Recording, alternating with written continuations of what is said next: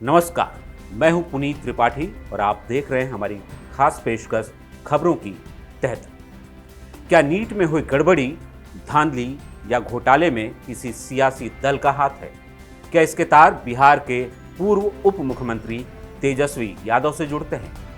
अगर नीट में गड़बड़ी हुई तो केंद्र सरकार और एनटीए इससे लगातार क्यों इनकार करते रहे और सीबीआई से जांच नहीं कराने की जिद पर क्यों अड़े रहे?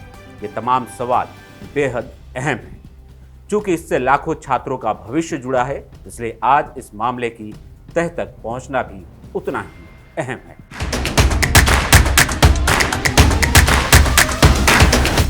नीट की पवित्रता को लेकर शिक्षा मंत्रालय और एनटीए के दावों के पर खच्चे उड़ चुके हैं। देश को डॉक्टर देने वाली प्रक्रिया का ये पहला चरण गड़बड़ी के आरोपों के बाद खुद ही अपनी पवित्रता का इम्तिहान दे रहा है, लेकिन इससे अग्नि परीक्षा से गुजारा जाता है। उससे पहले ही उसके नापाक होने के सबूत मिलने लगे। ऐसा हुआ तो सियासी आरोप प्रत्यारोप का दौर शुरू हो गया कि 1 मई को तेजस्वी यादव के आप सचिव प्रीतम कुमार के मोबाइल नंबर 7488061813 से रात्रि 9:07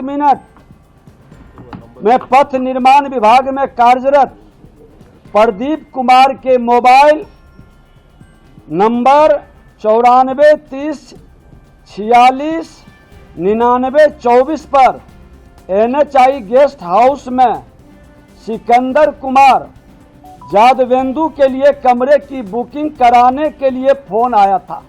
बिहार के उप मुख्यमंत्री ने नीट पेपर लीक केस में पटना के NHI गेस्ट हाउस का जिक्र किया, तेजस्वी यादव का जिक्र किया, प्रीतम कुमार का जिक्र किया, सिकंदर यादवेंदु का जिक्र किया।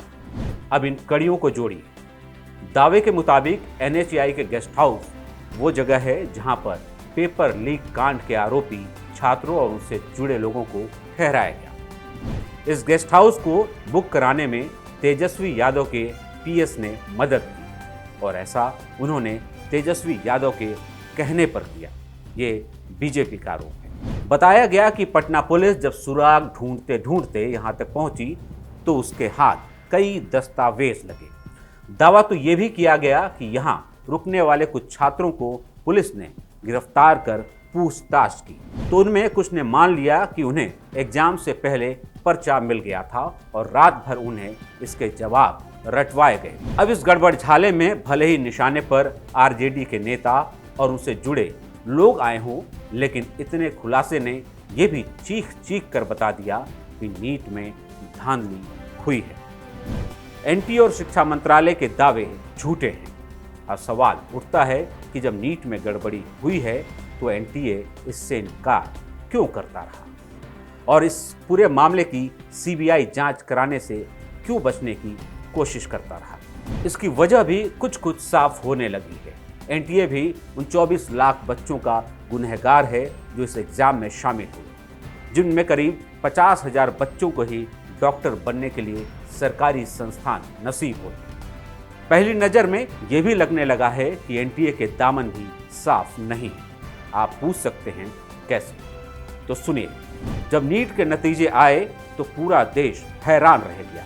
इसमें 67 छात्रों को 720 में से 720 नंबर मिले। ऐसा इससे पहले भारत के इतिहास में कभी नहीं हुआ। एक साथ 67 टॉपर होने पर सवाल उठे तो फिर एक और बात सामने आई। कई छात्रों को 718 या 719 नंबर मिले थे, जो किसी भी हालत में संभव नहीं, क्योंकि जब हर सही सवाल पर 4 अंक मिले और गलत पर 1 नंबर कटे तो गणित तो यही कहता है कि किसी भी छात्र को किसी भी हालत में 718 या 719 नंबर नहीं मिल सकते। जब ऐसे सवालों में एनटीए घिर गया तो सफाई देने की मजबूरी आई। एनटीए ने 718 या 719 नंबर मिलने पर अजीब तर्क दिया। इट इज़ द फॉर्मूला जो है ये टाइम लॉस के उस पर है। सेम टाइम लॉस हुआ, लेकिन उसमें जो है कितने क्वेश्चंस की है। आपने जैसे क्वेश्चन किए, आपकी ये क्वेश्चन की स्पीड है, आप करते तो आपका टाइम लॉस हुआ। कोई बच्चा है जो उससे अच्छा है या उससे कम है, वो ज़्यादा करता है, कम करता है। तो ये रहता है जो उस टाइम लॉस, इतने टाइम में आपने इतने क्वेश्चन किए, उस टाइम में इतने किए, इस तरीके से वो डिपेंडेंट है। बताया कि कुछ सेंटर पर परीक्षा में देरी होने की वजह से छात्रों को ग्रेस मार्क्स दिए गए, लेकिन जानकारों का दावा है कि इस तरह के ग्रेस मार्क्स के दिए जाने का कोई प्रावधान है ही नहीं। इस तरह 67 छात्रों को पूरे 720 नंबर मिलने पर भी एनटीए की दलील आ गई। कहा कि फिजिक्स के पेपर में एक सवाल के 2 जवाब सही थे, जिसने सही जवाब के 2 विकल्पों में एक भी दिया, उसे पूरे नंबर देने की वजह से ऐसा हुआ। आरोप है कि ग्रेस मार्क्स पाने वाले ज्यादातर बच्चे एक ही सेंटर के थे और जिन छात्रों को 720 में से पूरे 720 नंबर मिले, उनमें भी कई एक ही सेंटर के थे।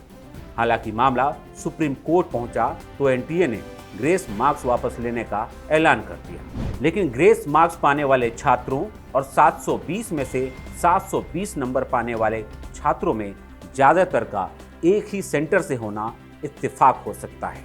जवाब है नहीं। इस तरह जिस नीट के नतीजे 14 जून को आने थे, उसे 4 जून को ही जारी कर दिया गया।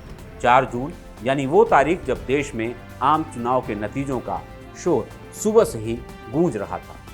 क्या कुछ छुपाने के लिए वक्त से पहले 4 जून को ही, जिस दिन चुनावी नतीजे आ रहे थे, उस दिन कोई साजिश रची गई? ये कुछ सवाल बेहद गंभीर हैं जिनके जवाब का इंतजार है। एनटीए भले ही इन सवालों का जवाब देने से बचने की कोशिश करे, लेकिन एग्जाम में सवाल पूछने वाली एजेंसी को सुप्रीम कोर्ट में बिलॉट के सामने सही जवाब देना ही पड़ेगा। ना कोई ऑप्शन है, ना कोई ग्रेस मार्क और ना ही नेगेटिव मार्किंग। इंसाफ के तराजू पर तो केवल और केवल आईपीसी की धारा से ही सच और झूठ को तौला जाएगा। इसलिए मौका है जब देश की सबसे बड़ी अदालत ये तय करवा सके कि भविष्य में देश के भविष्य के साथ किसी तरह के खिलवाड़ की कोई जरूरत न कर पाए। इस पूरे मामले में आप क्या सोचते हैं, कमेंट बॉक्स में हमें जरूर बताएं। और अगर आपको ये वीडियो पसंद आया तो इसे लाइक और शेयर करें और हमारे चैनल को सब्सक्राइब करें।